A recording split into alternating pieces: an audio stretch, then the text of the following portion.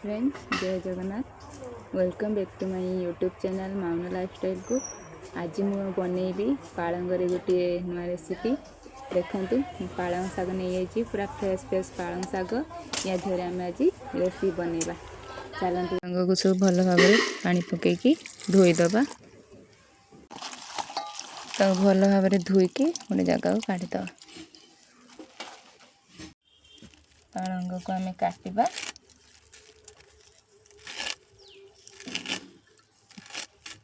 एमती करके सब पालंग तक काटिदबा। आलू को आम एमती काटिदबा चोपा छड़ेकी।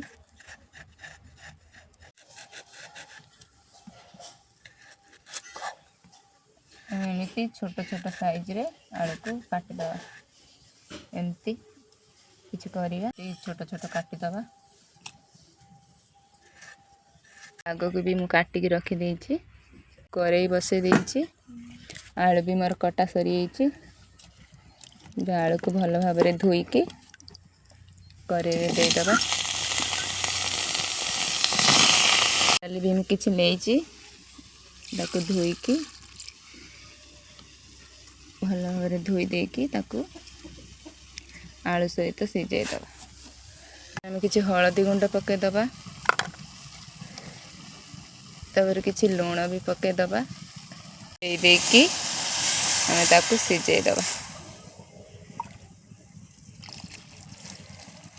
परिया अनुसार पानी देबे, बेसी कम देबेनी। मेथी पानी देइछि।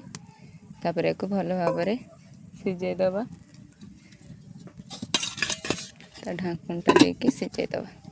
मुझे सारू पकाइबा पूरा पूरी भूली जाइली। तापर मु सारू किछिटा काटिकी सिझे देइछि। से भी भल भाव सिझीगला सब परिया तक काट देइछि। तापर टमाटो और पियाज काटिकी रखी देइछि। तापर करेई दबा किछि अल्प तेल। तापर मु बड़ी किछिटा नेइकी ताको भल भाव लाल होला पर्यंत बड़ी को भाजी दबा। भाजी देकी बड़ी हो गलानी देखंतु। बड़ी के आम गोटे जगह को काढ़ी दबा। तापर सेही करेई दबा आ किछि तेल। तादे सुखिला लंका देकी तादे फुटण फुटी सारा पर आम पकईदबा कटा होगी रखा है पियाज अदा रसुण पेस्ट टेस्ट पाई अल्प पकई। तापर आम टमाटो काटिकी पकई देइछि। टमाटो ये टिके कषि होगला तापर आम जहाँ सब गुंड मसला हलदी गुंड लंका गुंड जीरा गुंड एतिकी ही दिहब। दे सारा पर गोटे पानी देकी भल भाव कषि देइछि। मसला आमर कषिकी रेडी होगला जो पालंग शाग काटिकी रखी से पालंग शाग को पकई देकी भल भाव मसला सहित कषिदबा। पालंग शागर पानी बाहरला पर्यंत कषिदेबे। पालंग शागर भी पानी बाहरी गलानी।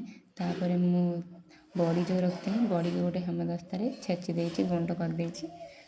बड़ी गुंड करके रखिदी। तापर पालंग शाग हो गलानी। परिया जो सिझे रखी से सब पालंग शाग दे देकी भल भाव कषिदबा 2-3 मिनिट। भल भाव 2-3 मिनिट कर सारा तापर जो बड़ी मु चुना कर रखी से बड़ी को पालंग शागर दे देइछि। आपण मैंने आलू दिटा चापी देवे कहीं भल टेस्ट हम बहलिया भी तरकारीटा हम। बड़ी पकई सारा 2-3 मिनिट गोड़े सारिकी मुझे धनिया पत्र पकई देइछि। एबे हमर तरकारी पूरा रेडी हो गला। जदि आपन मो वीडियो भल लगी लाइक करियो जमार भूलिए।